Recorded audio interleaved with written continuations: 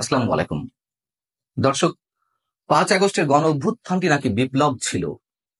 এমনই বিপ্লব ছিল, এমনই বিপ্লবের মাধ্যমে দেশের কৃষক, শ্রমিক, সাধারণ মেহনতি মানুষের ভাগ্যের উন্নয়ন ঘটেছে যে দিকে দিকে আমাদেরকে এখন কৃষকের আত্মহত্যার খবর শুনতে হচ্ছে। গত কয়েকদিনের ব্যবধানে, মাত্র কয়েকদিনের ব্যবধানে দুইজন শুধু পেঁয়াজ চাষি আত্মহত্যা করেছেন, এর বাইরেও কেউ কেউ আত্মহত্যা করেছেন।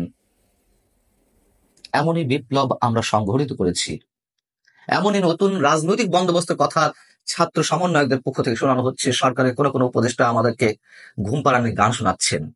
সর্বশেষ যে সংবাদটি, তা হচ্ছে বুধবার রাজশাহীর বাঘা উপজেলার আরানি রেল স্টেশনে মীর রুহুল আমিন নামে একজন পেঁয়াজ চাষী আত্মহত্যা করেছেন।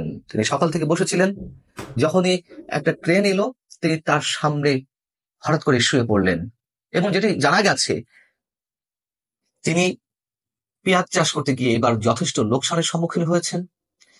তিনটি এনজিও থেকে তার মোটা অঙ্কের টাকা, মানে তার জন্য অন্তত মোটা অঙ্কের টাকা ঋণ করা ছিল।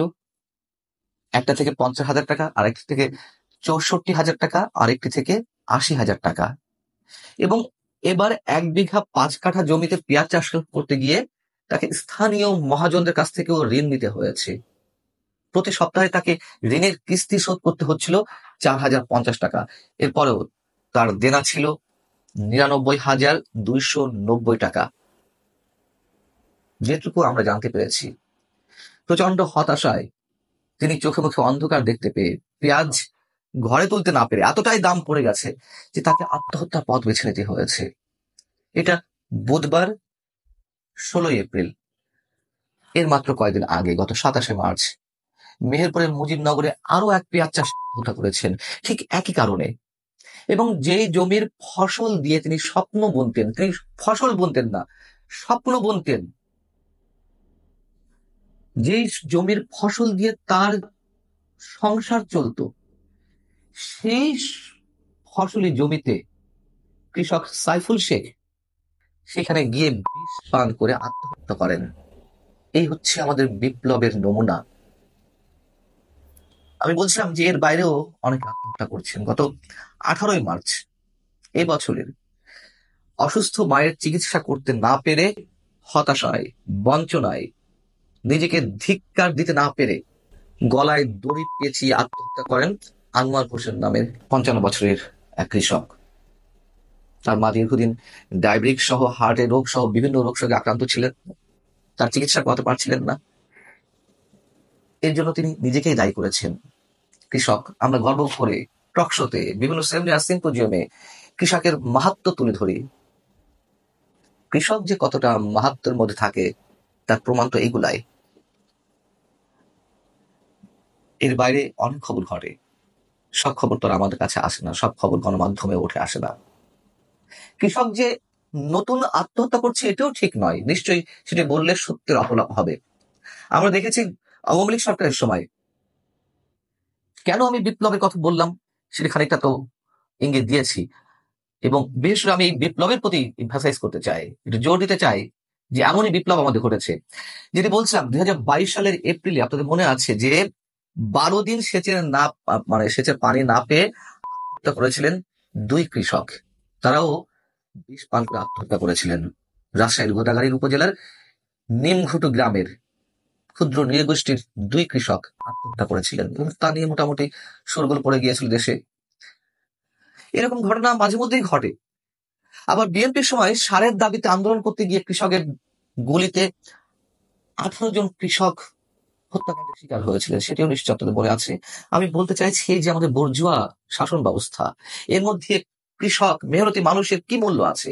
এবং সেই কৃষক, শ্রমিক, মেহনতি মানুষের কথা বলতে গিয়ে আমরা বিপ্লবের দিকে একটু তাকাতে চাই। আওয়ামী লীগ, বিএনপি তার বিপ্লবের কথা বলেনি। এই অন্তর্বর্তী সরকার বলছে বিপ্লবের মাধ্যমে তাদের গঠন হয়েছে এই সরকারের। এই ছাত্র সমন্বয়করা তারা বলছে বিপ্লব সংঘটিত হয়েছে। আমি বারবার বলি, এটা কোন অর্থে বিপ্লব, যেখানে সাধারণ মানুষের মুক্তির কথা নেই? সাধারণ মানুষের মুক্তির কথা তো দূরে কথা, তারা যে ছাত্রত্বের দোহাই দিয়ে আন্দোলনটি করলো, কোটা বিরোধী আন্দোলন, সেই ছাত্রদের জন্য, সেই শিক্ষা ব্যবস্থা নিয়েও তো তাদের কোনো কথা নেই। মানুষকে প্রতারণা করা হয়েছে, মানুষ প্রতারিত হয়েছে ভয়ঙ্কর ভাবে। এখনো সেই নতুন রাজনৈতিক বন্দোবস্ত গল্প তারা শোনায়। পেঁয়াজের দাম এবার ভয়ঙ্কর ভাবে পড়ে গেছে। সেই দামের সমন্বয় করতে পেঁয়াজ চাষিদের দাবি ছিল অন্তত 2-3 মাসের জন্য যেন পেঁয়াজ আমদানি বন্ধ করা হয়। এতটাই বৈপ্লবিক সরকার বর্তমান ডক্টর মোহাম্মদ ইউনূসের সরকার। তাদের কথায় কর্ণপাত করা তো দূরের কথা, আমরা কি দেখলাম যে ভারত থেকে পেঁয়াজ আমদানি করা হয়, ভারতের উপরে আমাদের পেঁয়াজের নির্ভরশীলতা অনেকখানি আমরা জানি, যেখানে হুটহাট করে ভারত বন্ধ করে দেয় পেঁয়াজ রপ্তানি কোনো ধরনের নোটিশ ছাড়াই। সেই ভারত এবার শুল্ক তুলে নিল। তাতে কি হলো? পেঁয়াজ র্যান্ডামলি বাংলাদেশে ঢুকতে লাগলো। এই যে পেঁয়াজের দাম নিম্নগামী, ভারতে পেঁয়াজ ঢোকাতে আরো সেটা একেবারে তলায় চলে গেল পেঁয়াজের মূল্য। এই কৃষকদের কথা কি সরকার শুনেছে? এই ছাত্র সমন্বয়করা একবারের জন্য তোলেনি তো। আমাদেরকে গল্প শোনায় দিন রাত বিপ্লবের, সংবিধান ছুঁড়ে ফেলে, গণপরিষদ নির্বাচন চায়, তারা বিপ্লব কায়েম করেছে। এবং এই যে পেঁয়াজের দাম সমন্বয় করতে না পারা, কি কারণে? আমরা তো দেখি এই বুর্জোয়া শাসন ব্যবস্থা, এই কথিত বিপ্লবের মধ্য দিয়ে সব সময় সেই সিন্ডিকেট ব্যবসায়ীদের স্বার্থই সংরক্ষিত হয়, এবং এই সরকারও করছে, আরো বেশি করছে। এই জন্য তো আমরা বুঝি যখন এনসিপি, জাতীয় নাগরিক পার্টি, তারা যে শান শৌকতের মধ্য দিয়ে তারা তাদের কার্যক্রম চালিয়ে যাচ্ছে, যে অঢেল টাকা তাদের বাণিজ্য হচ্ছে, যেখান থেকে চাঁদা বা অনুদান হিসেবে আসছে, তারা সেই ব্যবসায়ীদের নাম প্রকাশ করতে চায় না। কেন চায় না? যেখান থেকে আওয়ামী লীগ বিএনপি চাঁদা নিয়েছে, অনুদান নিয়েছে, সেই একই জায়গা থেকে তারা নিচ্ছে। তারা বলে নিরাপত্তার স্বার্থে তাদের নাম প্রকাশ করা হবে না। এইসব ফালতু কথাবার্তা আমাদের শুনিয়ে তো কোনো লাভ নেই। যদিও বাংলাদেশের মানুষ আসলে বোকা, প্রোপাগান্ডা মেশিনের মাধ্যমে যা প্রচার